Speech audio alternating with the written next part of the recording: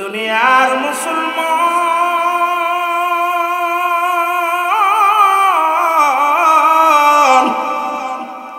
বান্দা যখন রিয়াজুল জান্নাহ বেহেশতের বাগানে যখন রওনা দিছে গো, প্রতিটা কদমে কদমে আমার রব্বুল আলামিন ওই বান্দার জীবনের সমস্ত সগীরা গুনাহগুলো মাফ করে দিছে। জোরে বলা যাবে না মারহাবা। কি গুনাহ? সগীরা গুনাহ মাফ। ছোট ছোট যত গুনাহ করেছেন এই মাহফিলের ময়দানে রওনা দিয়েছেন বাড়ি থেকে নিয়ত করে, আল্লাহ আজকে যাব ইব্রাহিমপুর মাহফিলের ময়দানে যাব রিয়াজুল জান্নাহ বেহেশতের বাগানে, বান্দা সমস্ত সগীরা গুনাহগুলো আল্লাহ মাফ করে দিয়েছে। এ মুসলমান, আমরা শুধু সগীরা গুনাহ করি নাই, পদে পদে করছি কবিরা গুনাহ গো, পদে পদে করছি কবিরা গুনাহ। মুসলমান, মিথ্যা বলা কবিরা গুনাহ, এটা একটা পেশা হয়ে দাঁড়িয়েছে। জোরে বলেন ঠিক কি না? ঠিক কি না? এ দুনিয়ার মুসলমান যে কথা বলতেছিলাম, এবার জীবন ভরে যত গুনাহ করলাম মিথ্যা বলা কবিরা গুনাহ গো, নামাজ ছেড়ে দিয়া কবিরা গুনাহ। ভেজালেই বেরোইব, ঠিক কি না? নামাজ নামাজ নামাজ যদি কোনো ব্যক্তি এক ওয়াক্ত নামাজ কাজা দেয়, 80 খুতবা পরিমাণ জান্নাত, যার এক খুতবা পরিমাণ হলো 2,88,00,000 বছর। জীবনে কত কলা নামাজ মুসলমান নামাজ ধরে, কাফেররা নামাজ ছাড়ে। ও যুবক শোনা নাও, নামাজ ছেড়ে দেয়া কবিরা গুনাহ, মিথ্যা বলা কবিরা গুনাহ, বেগানা নারী চেহারা দেখা কবিরা গুনাহ। ঠিকই না? খুব আরাম। এই ওয়াজ করলে বাংলাদেশের 90% আলেম ধরা পড়ে যাবে। আজকে আমাকে পর্দার মধ্যে দেখাচ্ছেন, কোন নারী কি হালাতে দেখে জানি না রে বাবা। যদিও ভাইরাল হওয়ার নেশায় আমরা শুরু করেছি এগুলো, কিন্তু একবার কি চিন্তা করো না, যাদের দেখা দিয়া জায়েজ তাদের সঙ্গে বিয়ে করা হারাম, যাদের সঙ্গে দেখা দিয়া হারাম তাদের সঙ্গে বিয়ে করা জায়েজ। বেগানা নারীর সঙ্গে দেখা দিয়া হারাম, কবিরা গুনাহ। বেগানা পুরুষের সঙ্গে দেখা দিয়া কবিরা গুনাহ। এত গুনাহ করছেন, গুনাহগুলো মাফের দরকার আছে কি না? এই সমস্ত ওয়াজ করতে গেলে পল্লী এলাকা, যদিও গ্রাম টাউন এলাকা নবীনগর, তবুও দেখছি অনেক শ্রেণী মানুষ কবিরা গুনাহগুলার কোন ব্যক্তি হালালকে হারাম বললে সে কাফের। হালালকে হারাম বলার একটার কারণ নাই। আমার ভাইরা, আমার বন্ধুরা, আল্লামা কুতুবী রাহমাতুল্লাহ বয়ান করে, দুনিয়ার মানুষ শোনো গো, বান্দা যখন এই গুনার কথা মনে করিয়া জান্নাতের বাগানে বইয়া খাস তওবা করে ডাকত, আল্লাহ আমার জীবনের শেষ মাহফিল, শেষ রাতে আল্লাহ কবরের ভয়ে, জাহান্নামের ভয়ে, বান্দা যখন খাস তওবা করে আল্লাহ বলে ডাক দেয়, আমার আল্লাহ রাব্বুল আলামিন বান্দার জীবনের দরিয়া দরিয়া গুনাহগুলো মাফ করে দেয়। জোরে বলেন মারহাবা। এই সুযোগ পেয়াও মারহাবা, আলহামদুলিল্লাহ, সুবহানাল্লাহ কইতে পারছেন না। জান্নাতের বাগানে নিয়ত করে আসছেন সগীরা গুনাহ মাফ। এখানে বসে আখেরি মোনাজাত করে, আখেরি মোনাজাত। আমি আগেই বলেছি, কিয়ামত পর্যন্ত আর কোন নবী আসবে না, কিয়ামত পর্যন্ত তওবার দরজা খোলা। বান্দা যখন কবরের ভয়ে, জাহান্নামের ভয়ে খাস তওবা করে আল্লাহ বলে ডাক দিবে, আমার রব্বে করিম কি দয়ার সাগর, সমস্ত গুনাহগুলো দাফন করে দিবে জমিনের মধ্যে। সুবহানাল্লাহ। যত মাহফিল দিবেন ততই লাভ, যতই মাহফিলে যাবেন ততই লাভ। তবে নিয়তটা থাকা লাগবে, আমি ভালো কাজের জন্য যেতেছি। আল্লাহ গুনার বোঝা নিয়া জান্নাতের বাগানে এসেছি, আল্লাহ গুনার বোঝা নিয়া যেন বাড়ি না ফিরে যায়। রব্বে কারীম আজকের মাহফিল থেকে আমাদের মাসুমের মাসুম বানায় দিও, গুনাহগুলো মাফ করে দিও। জোরে জোরে চিল্লায় বলা যাবে না আমিন। মহব্বতের সঙ্গে দুরূদ শরীফ পড়েন আল্লাহুম্মা। জোরে জোরে মাওলানা মুহাম্মাদ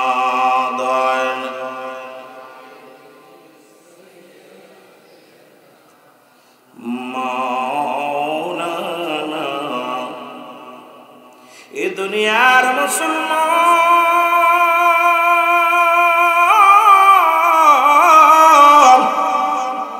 মানুষের তিনটা বিপদ, নাম্বার 1 হলো মানুষের মরণ, 2 নাম্বার বিপদ হলো কবর, 3 নাম্বার বিপদ হলো কিয়ামতের ময়দান।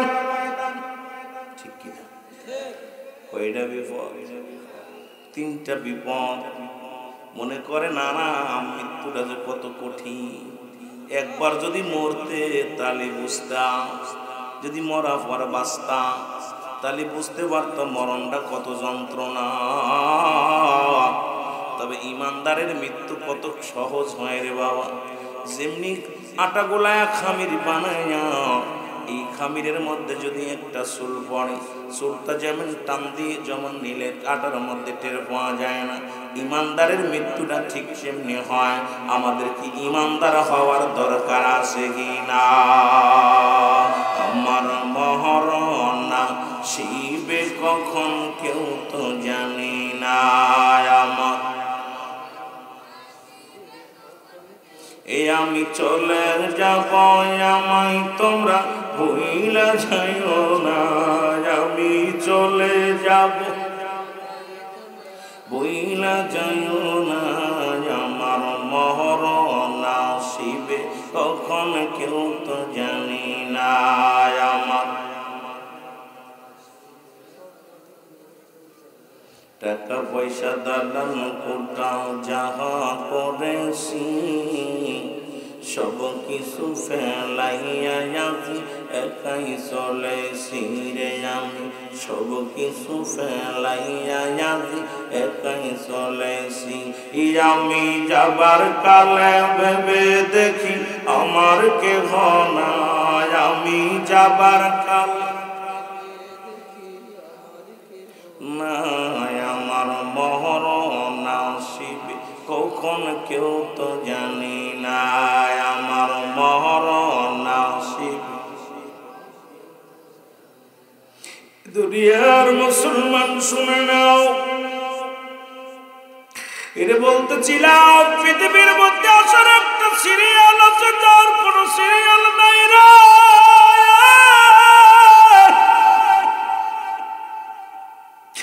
বাবার কাঁধে সন্তানের লাশ, সন্তানের কাঁধে বাবার লাশ,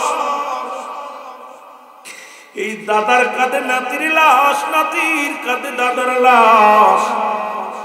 এই লাশ বহনকারী ব্যক্তি জানে সন্তানের লাশ কত ভারী। আজকে কবর গোরস্থানের বাসীদের জন্য দুয়ার মাহফিল, কিবা কার জন্য কান্দে। 3টা জিনিস কাজে লাগে। নাম্বার 1 হলো নেকাম, নাম্বার 2 সদকায়ে জারিয়া, নাম্বার 3 নেককার সন্তান। আজকে এমন সন্তান রেখে গেছি, আমি মনে করি এলাকাবাসী বড় ধন্য। এলাকার সুসন্তান আজকে যুব সমাজ তারা কমিটি করে গ্রামবাসীদের জন্য দোয়ার আয়োজন করেছে। কে বা কার জন্য কান্দে। আজকে কবরবাসীর আত্মার মাগফিরাত কামনাতে যুব সমাজ একত্রিত হইয়া জান্নাতের বাগান সাজাইল আল্লাহ। এই মহল্লায় যত কবরবাসী শুয়ে আছে আল্লাহ, সবার কবরে আযাব তুমি মাফ করে দিও আল্লাহ। যে সন্তান তার বাবার লাশটা কবরে শোয়া দিছে, যে বাবা তার সন্তানের লাশ কবরে শোয়াইছে, স্বামী তার বিবির লাশটা শোয়া দিছে, আল্লাহ আজকের মাহফিলের খাতিরে এলাকার যত কবরবাসী আছে সবাই তুমি মাফ করে দিও। জোরে জোরে চিল্লায় বলা যাবে না আল্লাহু আকবার। আমার ভাইরা, আমার বন্ধুরা, মৃত্যুর কথা বলতে যায় আমার মনে পড়ে যায় রে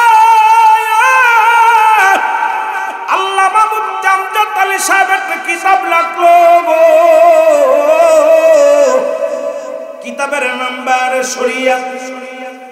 এই কিতাবের মধ্যে লিখতে যা বললেন দুনিয়ার মানুষ শুনে নাও, মানুষ যখন সাধারণ মৃত্যুবরণ করে 70টা তাজা উটের গায়ের চামড়া জবাই না করিয়া উল্টো দিকে টান দিয়া লবণ আর মরিচ লাগায় দিলে যতটুকু যন্ত্রণা হয় এর চাইতে 70 গুণ যন্ত্রণা হলো একটা সাধারণ মৃত্যু।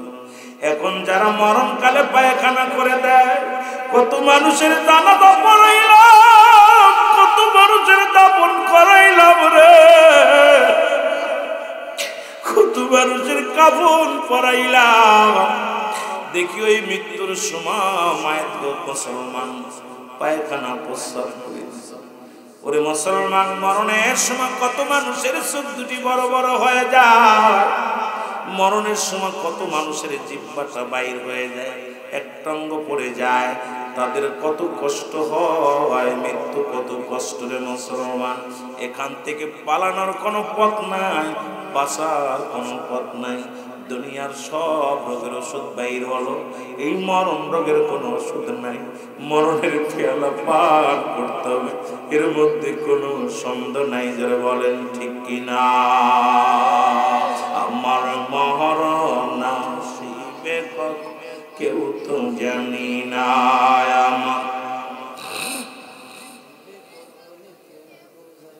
আরো জোরে বলেন আমার মরণ আসিবে, এই আমি চলে যাব, আমায় তোমরা বইলা যাইও না, আমি চলে যাব, আমায় তোমরা না, আমার মরণ। এই পৃথিবী চিরদিন থাকার জায়গা নয়, অন্ধকার কবর যে তোমার আসল ঠিকানা রে মানুষ, অন্ধকার কবর যে তোমার। এরে মুসলমান, তুমি কার জন্য তুমি সুখ খাও, কার জন্য তুমি ঘুষ খাও, কার জন্য তুমি ব্যভিচার করো, কার জন্য দুনিয়ার মানুষের সম্পদ লুইটা লাও গো। আল্লাহ কয় কুল্লু মান আলাইহা ফান, জোরে জোরে চিল্লায় বলো আল্লাহ। আল্লাহ কয় বান্দা, এই জমিনটা আমি চূর্ণ বিচ্ছিন্ন করে দিব,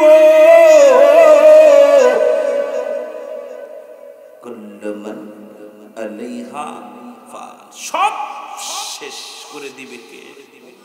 জোরে বলেন কে? আরো জোরে বলেন কে? আল্লাহ কয় বান্দা, এই জমিনটা আমি রাখবো না, এই জমিনের মধ্যে যা কিছু আছে সব আমি চূর্ণ বিচ্ছিন্ন করে দিব, এই জমিনটা পুড়ে আমি তামা বানায় দিব। কত মানুষের জমি ফাঁকি দিলাম, লাঙ্গল চষ্টে যাইয়া হাতাল ঠেলে ঠেলে জমি বাড়াইলাম, রাস্তা কেটে কেটে জমি বাড়াইলাম, কত বোনের সম্পদ ফাঁকি দিলাম। ওরে 3 শ্রেণীর মানুষের অমুসলমান শোনব, 3 শ্রেণীর মানুষের মৃত্যুর আগে আযাব শুরু হয়ে যাবে। রব্বে কারীম দুনিয়ার মধ্যে তাদের শাস্তি দিবে 3 শ্রেণীর মানুষ। তার মধ্যে 1 নাম্বার হলো সতী নারীর উপরে তহমত দেওয়া। খবরদার আমার মা বোনেরা যারা আসছে আজকে শোনো, বাজানরা শোনো, হয়তো কোনো বোন রাস্তা দিয়ে চলে, আপনি মনে মনে মন্তব্য করতে পারবেন এটা বাজে মেয়ে। আমার নবীজি বলছে 3 শ্রেণীর মানুষের দুনিয়ার মধ্যে মৃত্যুর আগে তাদের শাস্তি হয়ে যায় গো, কঠিন শাস্তি হয়ে যায়। তার মধ্যে 1 নাম্বার, কোন নারীর উপরে তহমত দিয়ে, মিথ্যে তহমত দিয়ে, জিনার তহমত দিয়ে বাজে মন্তব্য করা। ও মুসলমান শুনে নাও, 2 নাম্বার হলো পৃথিবীর মধ্যে ভাই বোনের সম্পদ লণ্ঠনকারী, যারা ভাই বোনের সম্পদ ফাঁকি দেয়। আজকে দুনিয়ার মধ্যে প্রায়টা বাড়ির মধ্যে দেখা যায় ভাইয়ের ভাই বোনের সম্পদ আত্মসাৎ করেছে। এই সমস্ত মানুষকে আল্লাহ প্যারালাইসিস, কঠিন রোগে, হার্ট অ্যাটাক, কিডনি পুজে যা কঠিন কঠিন আযাব আল্লাহ দুনিয়ার মধ্যে দিয়ে দেয়। ও যুবক শুনে নাও, 3 নাম্বার হলো এই দুনিয়ার মধ্যে যারা কালো জাদু করে মানুষের ক্ষতির জন্য। দেখা যায় স্বামী স্ত্রী মিলানোর জন্য কালো জাদু করে, ভাইকে ভাইয়ের সঙ্গে শত্রুতায় করার জন্য কালো জাদু করে, পরের মেয়েকে আনার জন্য কালো জাদু করে। এ মুসলমান শুনে নাও, এই জাদু বিদ্যাকারী আর এটা যারা মানে এবং করে, ও ভাই আল্লাহ তাআলা দুনিয়ার মধ্যেই গজবের মধ্যে ফেলে দিবে। জোরে বলা যাবে না আল্লাহু আকবার। এই ভাই কথা বলেছি, এই জায়গা কি এখন তোদের তো পড়াইতেছে বানর থেকে কেমনে মানুষ হয়েছে, এইসব ওয়াজ তো ভালো লাগতো না। কথা বুঝেন, আমাদের অবস্থা খারাপ, শিক্ষাঙ্গন অবস্থা খারাপ, জাতীয় সমাজ সব শেষ। এ আমার ভাইরা, আমার বন্ধুরা, গভীর মনোযোগ, যে কথাগুলো বলি দিলের কান্ডা লাগা শোনো। ও যুবক বন্ধুরা, যেটা আমি বলতেছিলাম মৃত্যুর যন্ত্রণার কথা, 70টা তাজা উটের গায়ের চামড়া জবাই না করিয়া উল্টো দিকে টান দেয়া লবণ আর মরিচ লাগা দিলে যতটুকু যন্ত্রণা হয়, এর চাইতে 70 গুণ যন্ত্রণা হয় একটা সাধারণ মৃত্যু। জোরে বলেন আল্লাহু আকবার। মরণ যে কত কঠিন, কঠিনের কঠিন, যে একবার মৃত্যু যাত্রী থেকে বেঁচে আসছে তারে জিগাইবে, যে কঠিন একটা অপারেশন করছে তারে জিগাইবে। গলায় রশি নিচে মৃত্যুবরণ করে নাই, বিষ খাইছে মৃত্যুবরণ করে নাই, ওরে জিগাইবেন ভাই প্রয়োজনে ভিক্ষা করে খামু, আর রশি নিতে রাজি নাই। ওরে জিগাইবেন কয় বিষ আর খাইতাম না, প্রয়োজন হলে এমনি যা হয় হোক। মরণটা বড় কঠিন। এ আমার ভাইয়েরা, আমার বন্ধুরা, যেটা বলতেছিলাম, আল্লাহ কয় বান্দা এই পৃথিবীর মধ্যে আমি কিচ্ছু বলতে কিচ্ছু রাখবো না, এই জমিনটা আমি পুরায়া তামা বানায় দিব। কি হবে? কি হবে? যারা বলেন কি হবে? তামা বানায় দিবে। একটু মাটি জমিনের মধ্যে খুঁজে পাওয়া যাবে না, কারণ এই কত মাটি ফাঁকি দিলাম, কত জমিন মানুষের লেখা নিলাম, কত আত্মসাৎ করলাম। যে কথা বলতে যে একটু পিছনে চলে গেছিলাম রে বাবা, এই মাটিটা পুরায়া তামা বানায় দিবে আমার আল্লাহ। আল্লাহ কয় বান্দারে এই জমিনের মধ্যে 3 ভাগ পানি, 1 ভাগ মাটি, ওই পানিগুলো পুড়ে আমি আল্লাহ বানায় দিব সা। একটু বুঝার দরকার বাবা, একটু বুঝলে আপনার আর দুর্নীতি করা সম্ভব না। কার জন্য ঘুষ খাও, কার জন্য সুদ খাও, কার জন্য জিনা ব্যভিচার করো, কার জন্য তুমি অন্যায় করো, একবার চিন্তা করে যাও। এই জমিনটারে পোড়ায়া বানায় দিবে আমার আল্লাহ তামা। যে জমিনের জন্য মাথা ফাটাইলাম, ফেসবুক খুললেই দেখা যায় জমি জমা নিয়ে মারামারি করে হট্টগোল করিয়া এক ভাই আর এক ভাইয়ের মাথায় বাড়ি মেরে মেরে ফেলতেছে, বাবাকে কেটে টুকরা টুকরা করে ফেলেছে, মাকে মারিয়া মুসলমান ফ্রিজে লাগায় রাখছে। কত সন্তান তার বাবাকে মারিয়া ঘর থেকে বাইর করে দিছে, কত সন্তানের অত্যাচারে বাবা পথে পথে ভিখারি হয়ে গেছে। আল্লাহ আল্লাহ, ও আমার ভাইরা, আমার বন্ধুরা, আমি যে কথাগুলো বলি দিলের কান্ডা লাগা শোনো।